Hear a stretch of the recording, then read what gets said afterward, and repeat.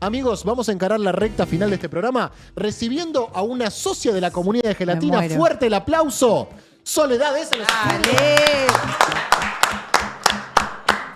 Hola Sole, ¿cómo estás? Bien, contenta de estar acá. Contenta de estar acá. ¿Te está mirando tu familia, uno supone? Pues mamá, estoy en gelatina. Un saludo grande a la mamá. Soledad es abogada feminista defensora de Belén, una historia que se convirtió en un símbolo de lucha por el aborto legal y que hoy además recorre el mundo en forma de película. Sole, si te parece, quiero arrancar por ahí. Dale. Por la película, por la historia, por cómo te llega a vos la propuesta, por cómo recibiste de repente el hecho de que tu propia vida de alguna forma va a estar representada en una pantalla.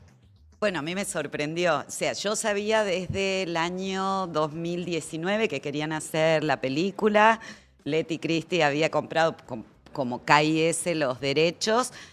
Pero bueno, después vino la pandemia y demás. Y bueno, me llama Dolores Fonsi, diciembre del anteaño pasado. Hola, un WhatsApp. Hola, soy Dolo Fonsi. Yo digo, esto me está cargando. Bueno.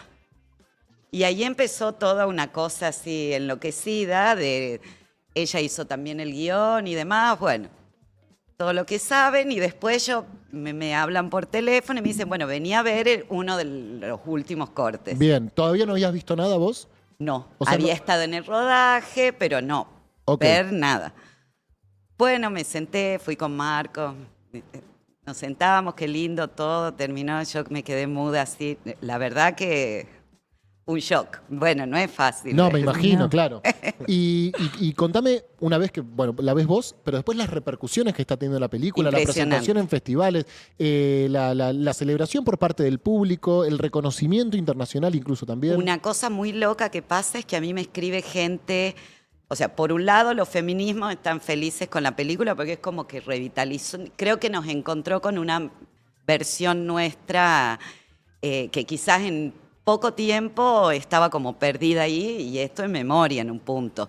Y después me escribe gente que no sabía del caso Belén, gente que está absolutamente en desacuerdo con el derecho a abortar, pero que se escribe solidarizándose. O sea, nunca me imaginé que pasaría algo así.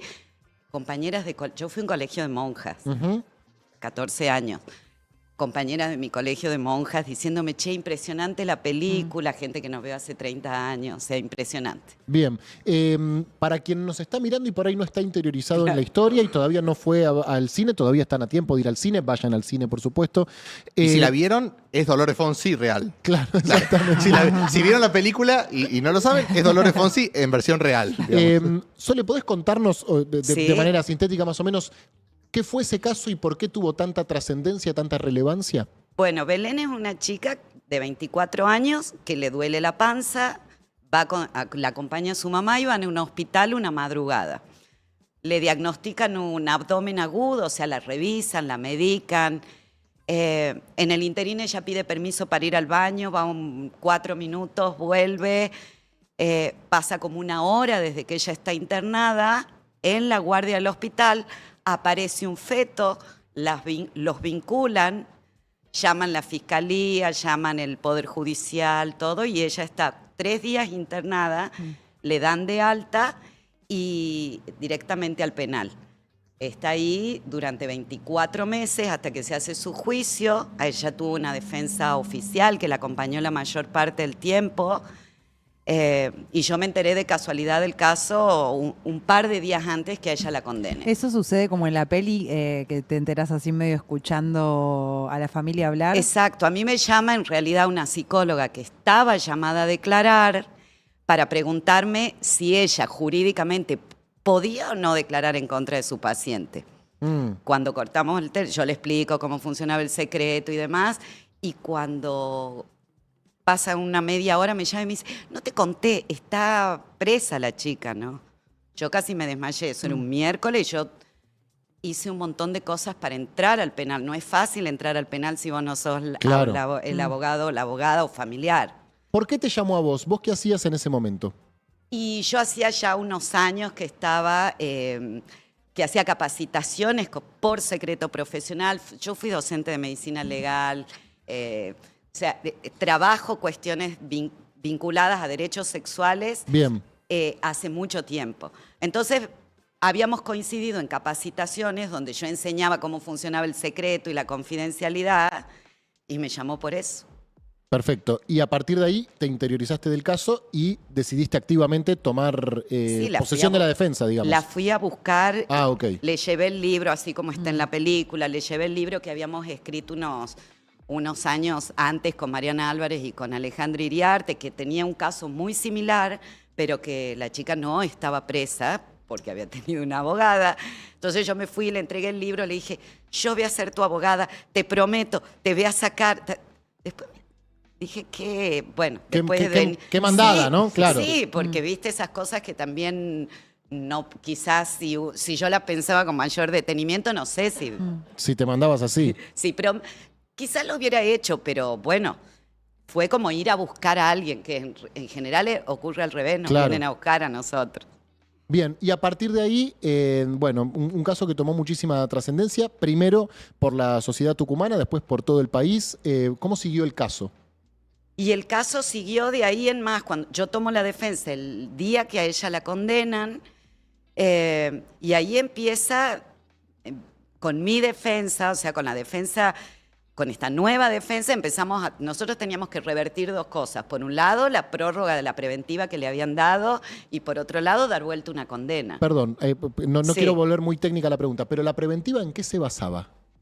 En nada, la habían prorrogado de oficio, Ok. sin que siquiera la pida el fiscal. Ok. Eso también es parte de la inercia de lo Porque que sí, pasa. porque sí. Claro, viste, esta hija de puta está ahí, bueno, la dejemos ahí. La dejamos ahí, bien. Exacto. Entiendo.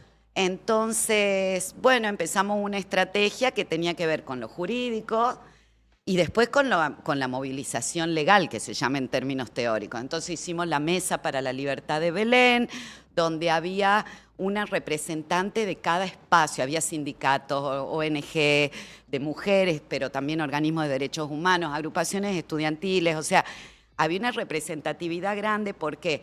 Porque nosotras ya habíamos presentado los recursos. Después de ahí ya te queda que la Corte revise la sentencia. O sea, no había más nada. Pero nosotros teníamos que acortar los tiempos. Verán que la Sí, justicia mientras no se ella presa. caracteriza Sí, sí, sí. precisamente por su celeridad. Entonces, encontramos esa estrategia y nos juntábamos. Primero quisimos hacer una marcha y no venía mucha gente. ¿Por qué? Porque estaba instalado como la matahijos, la asesina de bebé. ¿De qué año estamos hablando? 2016. Bien. Entonces nos empezamos a reunir todos los lunes de 6 a 9 de la noche. Entonces le explicábamos a las mujeres que estaban en la mesa para que a su vez ellas fueran a sus espacios y pudieran armar una contranarrativa, que era la que estaba dentro del expediente. Pregunta, ¿por qué Sí. es importante para cuando se prepara una defensa que se convoque una marcha, que la opinión pública se involucre en la discusión? Y porque el derecho se enmascara a sí mismo, el derecho como discurso autoritativo oculta bajo tecnicismos un montón de cuestiones. Entonces, es difícil que la gente logre empatía con un caso. A veces se piensa que si haces la mesa y no haces los recursos, Claro. no vas a dar... Hay que hacer las dos cosas, ni hablar. Hay que hacer las dos cosas. Palacio y calle, como la política. Claro, ¿viste? Cuando dicen la liberó la calle. Bueno, la Claro. liberamos entre todos. Pero también la movilización legal sirve, por ejemplo, para cortar plazos, como en este caso. Lo que pasa es que la narrativa, como te digo, era tan instalada, la prensa hegemónica hablaba de la asesina de Clarín, La Nación, bueno, la Gaceta en Tucumán, entonces había que revertir eso. ¿Y lo lograron? Y sí. ¿Cuál fue el punto, digamos, de inflexión? Decías, a las primeras marchas no vino mucha gente. Y Bueno, empezó a venir gente. También se da en un contexto donde las movilizaciones feministas empiezan a avanzar por todos lados. Exacto, también. y Tucumán tenía una particularidad, a diferencia de Buenos Aires, que no estaba despenalizado socialmente, entonces no era por el lado del pañuelo verde que podíamos convocar, era por Claro. el lado del aborto espontáneo.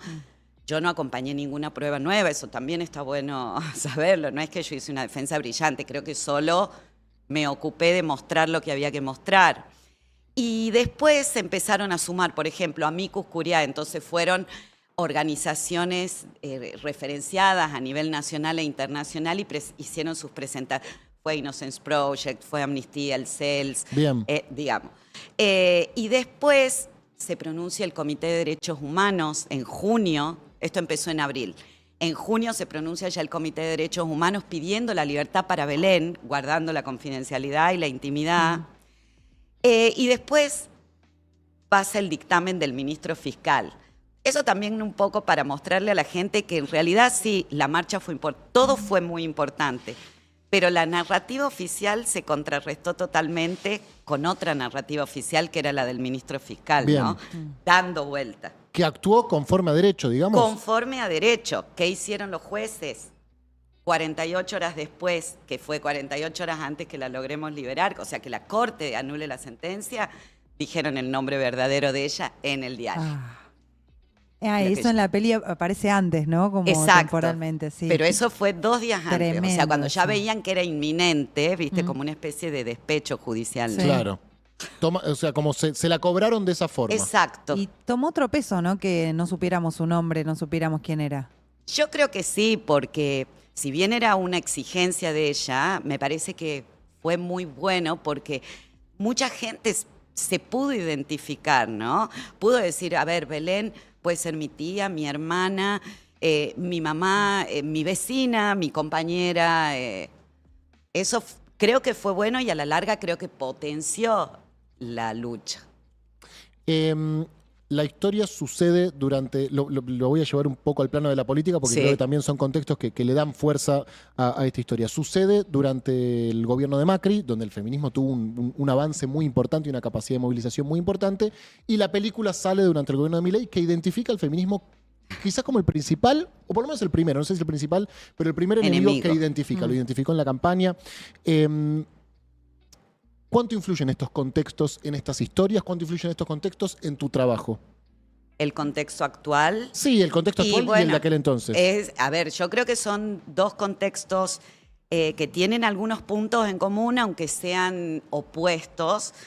En ese momento había el derecho al aborto, no se lograba instalar. Sí había una campaña nacional por el aborto legal y seguro y gratuito que tenía ya una trayectoria, la presentación de varios proyectos, pero la verdad es que en términos federales era dispar, no ocurría lo mismo. Este caso lo que hizo es servir un poco de bisagra para la discusión de la legalización. ¿Cuáles son las similitudes del contexto? Quizás el asedio a los derechos de las mujeres y de las diversidades, ¿no? Quizás en ese momento el silencio pesaba más a la hora de habilitar o no una discusión. Ahora lo que hay es una declaración de guerra, para mi modo de ver, desde el 10 de diciembre del 2023, contra las mujeres, contra las diversidades, pero puntualmente contra los feminismos, los transfeminismos y cualquier tipo de actividad de demanda o de reclamo que tenga que ver con la autonomía. ¿Y qué ves ahí, digamos? Más allá de la decisión seguramente de campaña, de consultor, de identificar ahí algo que en algún momento lo fortalecía, cuando corremos ese velo, ¿no?, de la consultoría política, ¿por qué pensás que pasa? Digamos, que Milei y la fuerza que él conduce toma al feminismo, a los feminismos como un enemigo tan concreto. Por un lado, porque los feminismos han sido el sujeto político de la conquista de derechos de al menos las últimas 2 décadas a nivel nacional, pero también regional y global. Entonces, de ahí me parece que la estrategia de la ultraderecha, nuevas, viejas, como sea que las queramos ver, es una estrategia global. No es que el AGE empezó a trabajar antes de ayer, Claro. esta estrategia está incluso teorizada desde hace ya unos 5 años, ¿no? La herida narcisista de el varón blanco, clase media, propietario instruido, que ha perdido los privilegios en orden a la conquista de derechos vinculados a la autonomía de las mujeres y diversidades, es el backlash de esto también, ¿no? Pero también hay un componente que tiene que ver con la economía. La economía el Estado libertario, tal y como lo plantean, necesita una fuerte privatización de los valores familiares. Necesita el Estado que se retire, pero a la vez valores tradicionales y conservadores que, por ejemplo, obliguen a las mujeres a parir para producir mano de obra barata, digamos. Es una estrategia política más, creo que no es nueva, ¿no? Es el tipo de sociedad que tiene en la cabeza, digamos. Exacto, no es un plan exclusivamente económico, es un proyecto político que necesita de la superioridad de los varones, de la subalternidad de las mujeres, necesita de la desigualdad social, necesita del individualismo y de la desconexión de lazos solidarios, yo creo que no es accidental. ¿Cómo es tu trabajo cotidiano? Bueno, ¿Y cuánto cambió a partir de la película? Yo estoy en una fundación, Mujeres por Mujeres, yo soy la presidenta de esa fundación, le mando un saludo a mis compañeras de la organización. ¿Desde cuándo, Sole? Desde el año 2016. Nos salió la personería la semana siguiente que la liberamos a Belén. ¿De casualidad? ¿Notas relación? No, lo que ok. noto en relación es que en los últimos 2 años nos van a espiar un montón el legajo a personas jurídicas. Tenemos todo impecable, Bien, pero bueno. Perfecto. Bien. Digo, Te y van a de- hacer el escáner, digamos. Claro. Claro. Y soy docente en la facultad, enseño feminismos jurídicos, antes enseñaba sociología jurídica y demás. Y mi vida es ejercer el derecho, o sea, el derecho a la forma que nosotros lo vemos desde la organización, que es interdisciplinario. Nosotros creemos que el derecho no puede articularse para la gestión de ningún conflicto solo, entonces hay psicólogas, hay una licenciada en letras, hay un abogado, una abogada, hay trabajadoras sociales, médicas, o sea, como creo yo que son los problemas, ¿no? Que necesitan distintas visiones. Y- Dale, perdón. No, Lía. sí, Sole, sí, me imagino que también te deben desde el caso escribir otras personas con casos similares. Y me interesa, obvio que no tenés como saberlo en su totalidad, pero si tenemos más Belénes presas hoy, ¿no? No por ahí con algo tan específico, pero si tenemos chicas que están presas, que por ahí están mal defendidas y... Yo creo que, a ver, lo importante es que entendamos lo que es el concepto de emergencia obstétrica. Quizás están presas o no, pero sí hay más procesadas por emergencias obstétricas, que no necesariamente son un aborto espontáneo, como fue el caso de Belén, pero sí una emergencia obstétrica, o sea, un evento vinculado a la fisiología de parir y gestar que es involuntario y donde se utiliza no solo la figura penal del aborto, sino incluso figuras penales más graves que ponen a la perpetua en el horizonte, como es el homicidio agravado por el vínculo. Claro. Sí hay casos. De hecho, nosotras, acá en Buenos Aires está Juana, que está siendo procesada Ajá. por esto. En Tucumán está Eva. Nosotros tenemos una audiencia el 24 de octubre y es una joven que con 18 años va a un hospital, solo tiene la primaria completa, va a un hospital porque le duele la panza, le diagnostican una lumbalgia, o sea que algo con dolor de espalda, la medican, tiene un parto en avalancha en el baño y la acusan de homicidio agravado por el vínculo porque ese bebé, feto, no sabemos, nació con vida o no, pero en cualquier caso su voluntad no tuvo que ver, pero está acusada. ¿Y por qué hago esta aclaración? No es necesario quizás estar preso para el sufrimiento que deparan esta Total. clase de procesos, porque en nuestra sociedad, ya con el hecho de estar acusada en un proceso de estas Claro. características, el estigma es... Ya estás condenada socialmente, Y digamos. sí, y es heavy, es pesadito es ser la que mató al bebé o la que no hizo lo suficiente para evitar la muerte. Casi 5 años, más de 4 años ya de la ley de interrupción voluntaria del embarazo. Sí. ¿Cómo ves o cómo está la implementación de la ley y qué desafíos todavía persisten en el acceso real al derecho? Bueno, el desafío más profundo que veo yo es el que es producido por el de financiamiento de las políticas públicas, ¿no? Según información pública que logramos hace 2 semanas, cada 15 horas en la línea 0800 del programa de salud sexual recibe una denuncia de que se ha obstaculizado una interrupción del embarazo. En general es por falta de medicación. Y eso, al haberse liberado el Estado Nacional del Plan Sumar y el Plan Remediar, que eran los que articulaban el acceso a la medicación, hay provincias que están sin medicación. Para que la gente sepa, un tratamiento farmacológico para interrumpir un embarazo sale 186.000 pesos en farmacia. Un salario mínimo vital y móvil son 300, no llega a los 320. Digo, es pesado. Es que es la discusión de siempre de que las ricas abortan. La y las desigualdad pobres- sí. estructural y que se profundiza ante la falta de justicia social y un Estado que se retrae. Y después, para mí uno de los desafíos también más significativos es cómo pervierten las narrativas antiderechos, las narrativas libertarias, las narrativas antigénero, la conciencia acerca del derecho. Nosotras recibimos muchísimas consultas a diario de chicas que dudan si todavía es legal abortar o no. Ujú. Y esa es uno de los efectos del avance, ¿no? Un triunfo del gobierno, digamos. Claro, pervertir los sentidos acerca de qué puedo y qué no puedo hacer con mi cuerpo. Eso me parece que es... y por supuesto que va a impactar de manera desproporcionada en quienes menos recursos tengan, Claro. simbólicos y materiales. Esta semana nos visitó Rosana Chala, la intendenta de San Miguel de Sí. Tucumán. Quería hablar de la película, pero me dijo que no la había visto. ¿Cómo recibió la película la sociedad y la política tucumana? Bien, la recibieron bien. De hecho, estuvieron poniendo está en varios cines y lleva, esta es la 4ª semana, lo cual ya es todo un tema para nuestra provincia al menos, que se mantenga en cartelera, ¿no? Después está el Espacio Inca, que la está pasando hace una semana a sala llena, y es muy fuerte porque se da un poco lo que, no sé si ustedes ven por ahí, es mi algoritmo, pero muchos videos de gente que está en el cine y al final aplaude, Es fuertísimo la gente lo que llora. pasa en el cine porque es una asamblea directamente. Exacto, Se ¿no? desmayan Abrazo. tipos, se revolean pañuelos, Sí, hay es como espectacular. mucha emoción y eso es lo que devuelve, y en Tucumán también. Ojalá que le vaya a ver la intendenta, la tiene que ver. La tiene que ver, Sí, sí, la uno tiene supone que que la ver. tiene que ver. Sí. Ayer escribías en Twitter, en X, que hubo 9 femicidios en 5 días, Sí. incluyendo 2 que generaron una gran conmoción y que ocuparon la plana principal de los medios de comunicación, los narcofemicidios de Brenda, Lara y Morena, y más recientemente los de Luna y Mariel a manos de un militante, vamos a decir, antifeminista.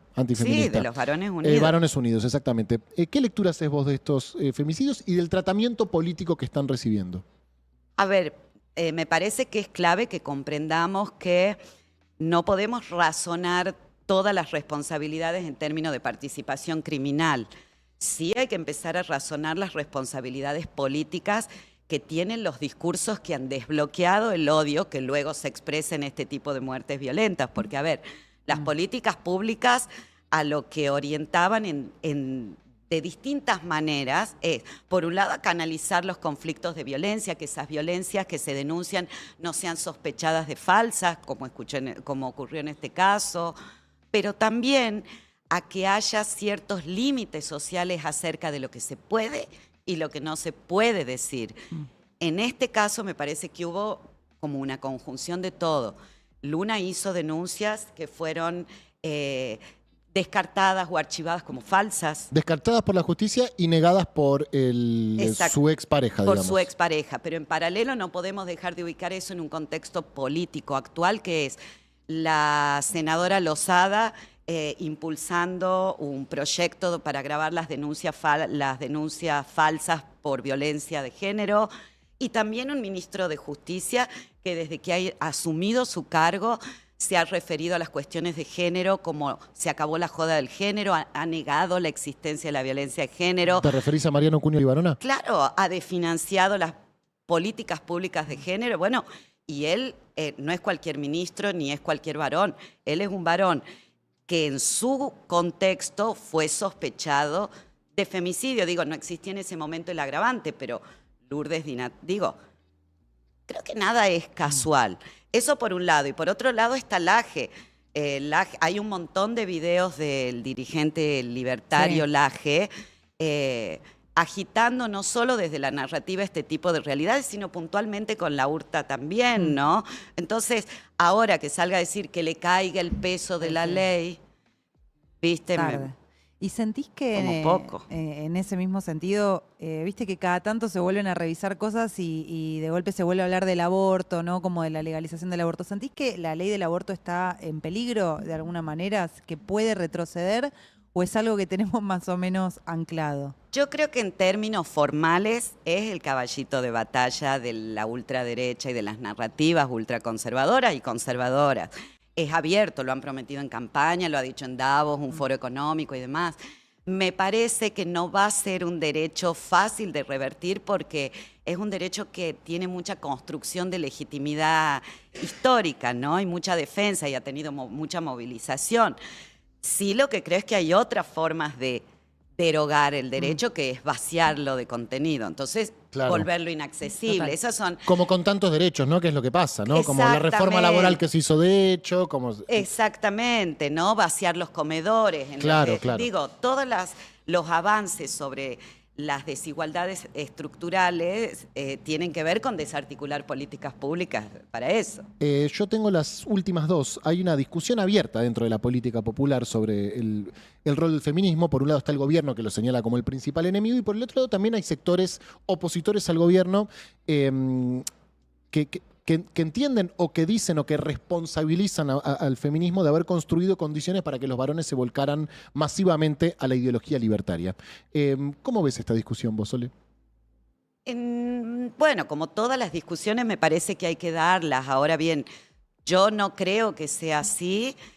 No creo que nos pasamos ni 1, ni 2, ni 3, ni 15 pueblos. Creo que el ejercicio de volver a la culpabilización sobre el feminismo como sujeto político acerca de si hizo bien o no, o revisar las formas en que conquistó derechos, me parece que en realidad nos desenfoca. Es como la pollerita corta, voy a dar un ejemplo. Cuando uno dice la pollerita corta, deja de ver si hubo o no hubo un abuso y se enfoca en la víctima. Claro. Cuando uno dice el feminismo se pasó 3 pueblos, dejamos de ver qué tantas transformaciones ocurrieron en la vida de los varones de modo tal de resistir esa realidad. Entonces, me parece que no somos las mujeres las que tenemos que evangelizar tampoco a los varones ni invitarlos a este mundo que es más lindo si ustedes renuncian a sus privilegios. En todo caso, debieran empezar a charlar entre ustedes para ver qué tanto se transformaron las realidades de ustedes y qué tan justo les parece o qué tan democrático les parece que tengamos que ser las mujeres las únicas que levantemos el cartelito de 9 femicidios en 5 días. Cuando salió Belén, doy un ejemplo que por ahí es una tontería, pero no. La película de Belén la tenían que ver las mujeres, los varones. No es una película para mujeres, porque Total.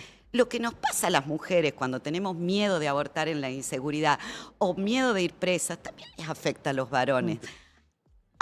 Porque todos formamos parte de la realidad. Entonces, me parece que los feminismos tenemos que continuar dialogando como lo hemos hecho siempre, porque yo creo que hay una ética feminista de diálogo histórica. Pero bueno, también los chabones tienen que empezar a revisarse qué hicieron en los últimos 20 años, ¿no? Y si quieren parecerse, o si quieren la vida que les promete el AGE, o quieren vida un poco más divertida. Yo no sé qué tanto se divierte el AGE en la vida. Acá nos divertimos Sí, más, sí, sí. acá nos divertimos más, Seguramente. Soledad. Perdón. Particularmente en esta semana Tenemos no creo que un se esté montón de divirtiendo quilombos, tampoco. pero nos divertimos más. La última mía, al menos. ¿Cuáles son para vos los desafíos del feminismo argentino de cara al futuro? Te estoy tirando. Sí. Perdón. No, bueno, yo no sé, no puedo hablar en nombre de los feminismos, pero me parece a mí, por un lado, que tenemos que ampliar nuestras bases de discusiones, ¿no? No puede quedarse los feminismos charlando entre los feminismos o los transfeminismos. Creo que hay que recuperar esa agenda transversal que nos obliga a politizar todos los temas y a ver cuál es el sesgo de género que tiene cada tema y no volcarnos a un cuarto propio, ¿no? Eso me parece que es Y después no obturar los temas. Creo que cuando los feminismos nos ponemos juiciosos o moralistas, se obtura la agenda. Entonces, ¿Cómo eso- sería eso? Y cuando empezamos a sacar el feministómetro, entonces, fulana, esto no vamos a discutir trabajo sexual porque todos somos víctimas. Digo, cuando empezamos a volver sobre los postulados feministas y empieza un grupo que se autopercibe la vanguardia esclarecida a traducir a las compañeras, a quitarles el micrófono y demás, creo que perdemos sustancia, ¿no? Y perdemos democracia también, perdemos representatividad, legitimidad. Yo creo que esas son las cuestiones que tenemos en el horizonte. No sé qué opina acá la compañera. No, opino, me parece que sí. Igual creo que estamos como en un momento de tanta urgencia que eso se hace más fácil, ¿no? Pero extraño un poco igual la discusión profunda para adentro, porque hemos discutido las dos cosas. Las dos cosas. Creo que no está pasando en ningún lado, no solo en el feminismo, digamos. Tal cual, tal cual. Como Ha que quedado todo como urge- la urgencia más grande, pero... parte de la molotov que han tirado Total. el 10 de diciembre del 2023. Entonces estamos recogiendo los pedazos. Creo que ahí hay algo muy importante que es unir las luchas, ¿no? Totalmente. Porque no Total. podemos pensar que la autonomía de las mujeres y de las diversidades tiene que tener más importancia que la autonomía de las personas con discapacidad o que la autonomía de cualquier persona que a la hora de comer no tiene un plato enfrente, ¿no? No, y es lo que nos pasa con Sí. todo, la segmentación de las demandas Es que que- vuelve imposible la Total. construcción de un proyecto colectivo. Y algo exitoso que ha tenido este gobierno es poner a competir desgracias, entonces ustedes y fragmentar. Pero en eso yo siempre, vengo sintiendo eso, ¿no? ¿Por qué, por ejemplo, no sé, y lo digo haciéndome Sí. cargo, los miércoles jubilados no estamos las feministas ahí, ¿no? O sí estamos, no digo que no estemos, pero con una presencia como en vez de que esas cosas sean urgencias separadas, ¿por qué no hay una cosa más colectiva, más grande? En Tucumán pasa lo mismo, lo que nucleó más fuerte fue aquel primer paro general de enero. Sí. De enero, que fue contra un paro general. Que El después primer paro general de la El primer CGT. paro. Enero Febrero. del 24. Que después vino lo de diversidades, lo de Davos, entonces fuimos. Y después incluso las marchas universitarias perdieron. Me parece que también hay una sociedad que está súper desgastada y desanimada, ¿no?